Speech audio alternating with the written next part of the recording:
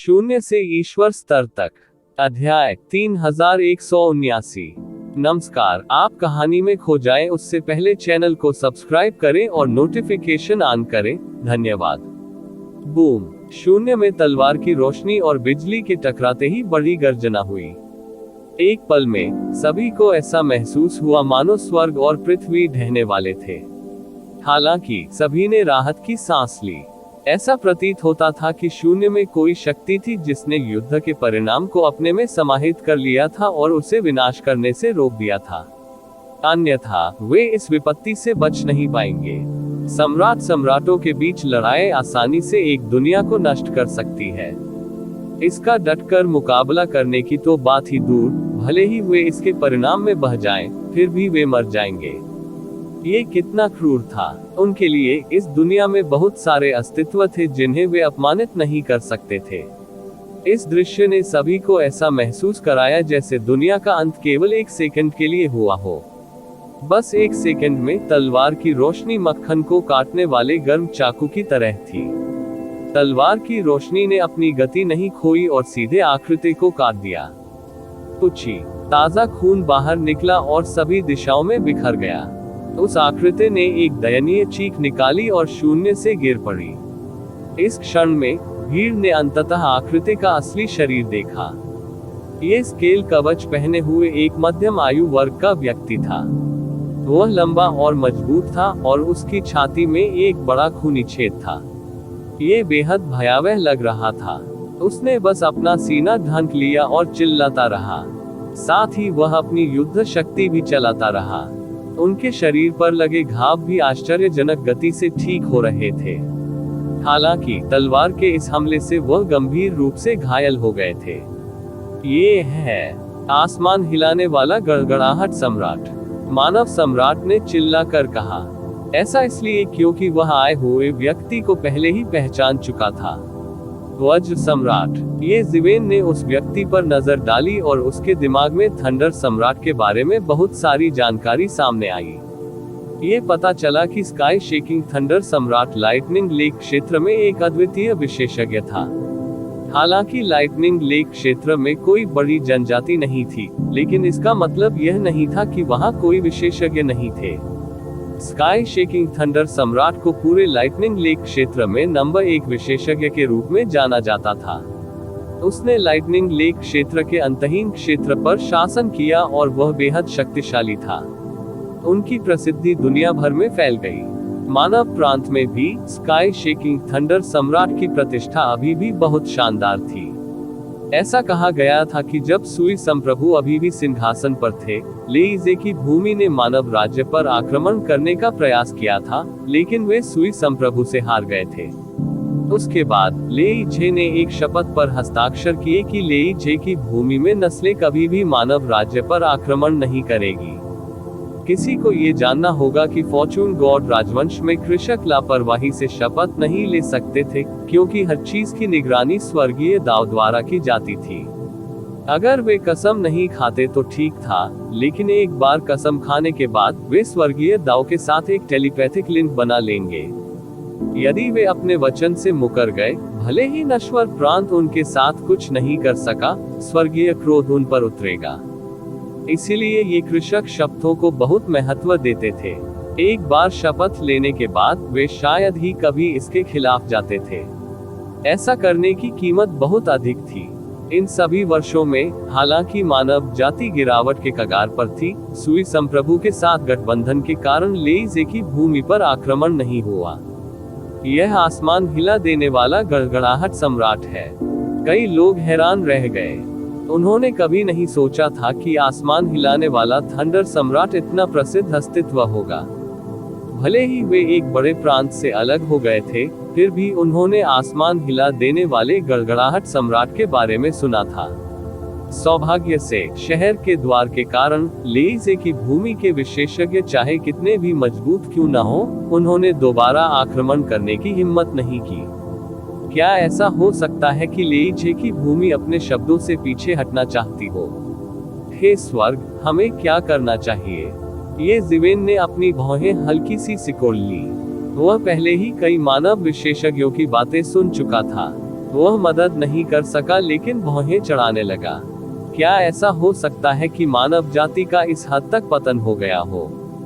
क्या ऐसा हो सकता है कि वे थंडर लेक जैसी अराजक जगह पर भी नहीं लड़ सकते थे, जहां कोई भी वास्तव में शक्तिशाली सेना संगठित नहीं हो सकती थी? इसमें कोई आश्चर्य नहीं कि मानव जाति इन सभी वर्षों में लाइट कबीले के हमलों के तहत पीछे हट रही थी। ये कैसे संभव है? आकाश को झकझोर देने वाले गड़गड़ाहट सम्राट ने अपनी आंखें चौड़ी कर ली। ऐसा लग रहा था कि उसे अभी भी इस पर विश्वास नहीं हो रहा है। ये जीवेन गंभीर रूप से घायल हो गए थे, उससे बस कुछ सरल चालों से। अगर वह समय रहते चकमा न देता तो शायद यह उसके सीने में इतना बड़ा छेद होने जैसा न होता। सच तो यह है कि शायद वह बोल भी नहीं पा रहा होगा। मार्शल सम्राट की ताकत अफवाहों से भी अधिक अत्याचारी प्रतीत होती थी। उन्होंने मूल रूप से सोचा था कि अफवाहें सिर्फ अफवाहें थी और कोई भी इतना अत्याचारी नहीं हो सकता। लेकिन अब ये जीवेन के हाथों उन्हें बड़ी हार झेलनी पड़ी। ऐसा लग रहा था कि ये जीवेन न केवल अफवाहों से अधिक शक्तिशाली थी, बल्कि उससे भी अधिक शक्तिशाली थी। छठे क्षेत्र का शिखर। ये जीवेन ने अपनी आंखें सिकोड़ ली और तुरंत आकाश को हिला देने वाले थंडर सम्राट की ताकत का अंदाजा लगा लिया। वह सचमुच बहुत शक्तिशाली था। इसमें कोई आश्चर्य नहीं कि वह लेई झे की भूमि पर शासन कर सका। ऐसी ताकत के बिना लेई झे की भूमि के अद्वितीय विशेषज्ञों को दबाना असंभव था। हालांकि ये ताकत केवल दूसरों के सापेक्ष थी, यह अभी भी उसकी ताकत से दूर था।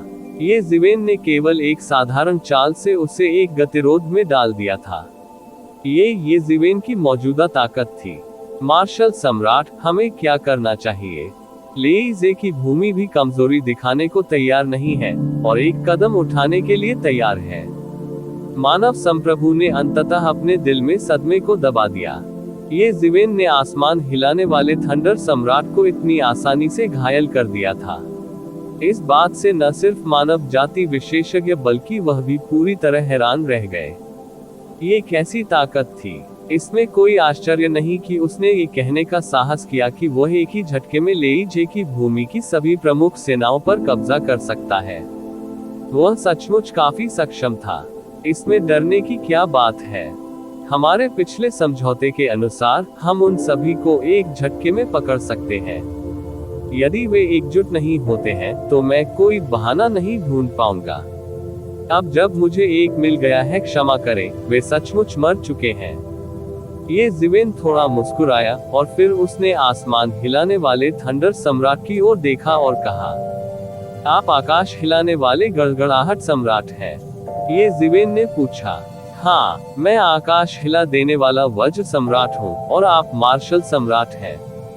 आकाश को झकझोर देने वाले गड़गड़ाहट सम्राट ने अलग रहने का नाटक नहीं किया, बल्कि उत्तर दिया।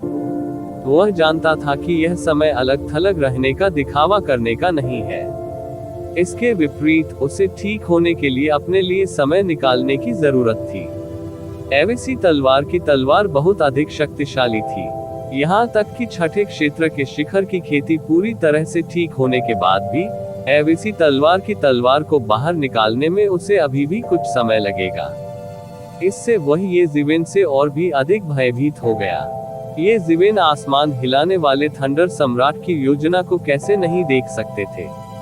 हालांकि उन्होंने इसकी परवाह नहीं की। उनकी राय में ये कुछ भी नहीं था। उनके बीच ताकत का अंतर बहुत बड़ा था। इस तरह समय खरीदना उपयोगी नहीं था। आकाश हिलाने वाले गड़गड़ाहट सम्राट, क्यों? क्या आप मेरे साथ शामिल होने आए हैं? ये जीवेन ने मुस्कुराते हुए कहा। आपसे जुड़े, भ्रमित न हो। ये कैसे संभव है? आसमान हिलाने वाले गड़गड़ाहट सम्राट को सबसे असंभव और हास्यास्पद बात सुनाई दी। ये दुनिया की सबसे मजेदार चीज थी। हमारी मानव जाति को जनशक्ति की आवश्यकता है। यदि आप अभी हमारे साथ शामिल होते हैं तो आपको स्वाभाविक रूप से एक बुजुर्ग की उपाधि दी जाएगी। हमारी मानव जाति में कई धर्मग्रंथ हैं। यदि आप आगे बढ़ना चाहते हैं तो आपको इन धर्मग्रंथों को समझने की आवश्यकता होगी। सातवां क्षेत्र। यदि आप अभी हमसे नहीं जुड़ेंगे तो कब जुड़ेंगे? ये जीवेन ने न तो बहुत तेज और न ही बहुत धीमी गति से कहा। ऐसा लग रहा था जैसे वह आसमान हिला देने वाले वज्र सम्राट को भर्ती करने के लिए कृतसंकल्प था। सभी ने ये शिवेन को आश्चर्य से देखा। यह गश्ती दूत जितना उन्होंने शुरू में सोचा था उससे कहीं अधिक साहसी था। वह और भी साहसी था। वह वास्तव में गगनचुंबी वज्र सम्राट को अपने वश में करना चाहता था। शायद उनके द्वारा सोचे गए सबसे पागलपन भरे विचार में भी यह शामिल नहीं था। भ्रम में मत रहो, गगनचुंबी वज्र सम्राट दहाड़ उठा। आखिरकार उसने अपने शरीर से एविसी की तलवार क्यूई को साफ कर दिया था। एविसी की तलवार क्यूई के बिना वह अपने शरीर की पुनर्प्राप्ति क्षमता के साथ एक पल में लगभग पूरी तरह से ठीक हो गया था।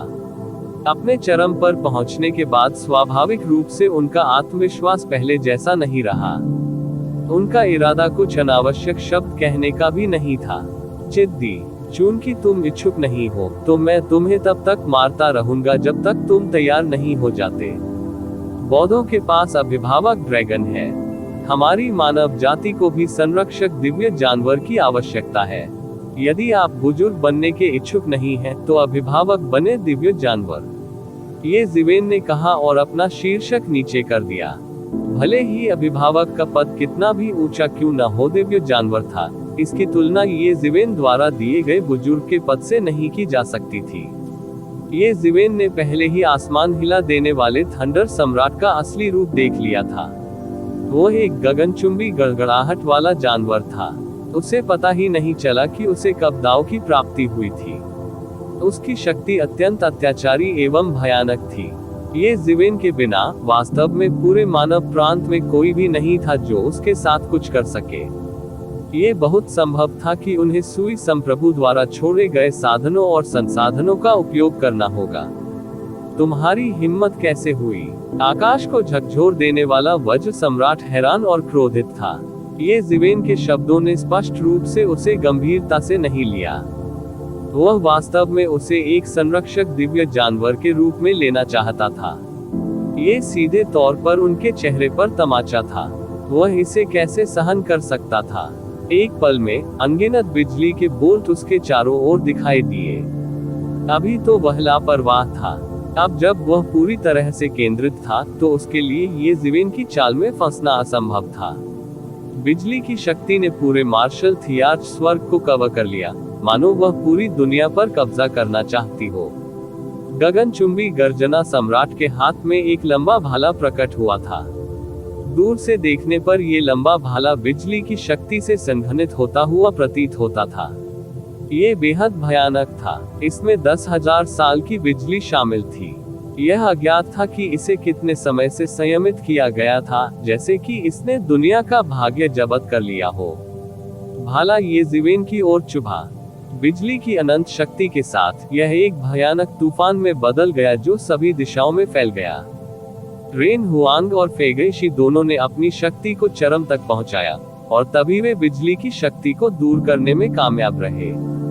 उनकी आंखें सदमे से भर गईं और उन पर केवल बिजली की शक्ति का प्रभाव पड़ा। भाले का मुख्य निशाना ये जिवेन था। अब उसे किस तरह के भयानक दबाव का सामना करना पड़ेगा। हालांकि ये जिवेन ने ऐसा व्यवहार किया जैसे उसने इसे देखा ही न हो। उसके कपड़े हवा में लहरा रहे थे, लेकिन वह खुद बिल्कुल भी नहीं हिला। भले ही माउंट टाई उसके सामने गिर जाए, लेकिन उसकी अभिव्यक्ति नहीं बदलेगी। उसने केवल अमर शराब का एक घूंट लिया था और लंबा भाला पहले ही उस पर बंद हो चुका था। इसी समय ये जिवेन ने अचानक अपनी आंखें खोली। उसके चारों ओर दिव्य प्रकाश चमक उठा। प्रतिवेदन किसी भी खराब अनुवाद के बारे में हमें बताने के लिए टेक्स्ट का चयन करें और रिपोर्ट पर क्लिक करें। लेस देन पिछला सूचकांक, अगला ग्रेटर देन। इसी प्रकार के अपडेट्स लेते रहने के लिए हमारे चैनल ऑडियो बुक्स 108 को सब्सक्राइब करें और नोटिफिकेशन ऑन करें। धन्यवाद।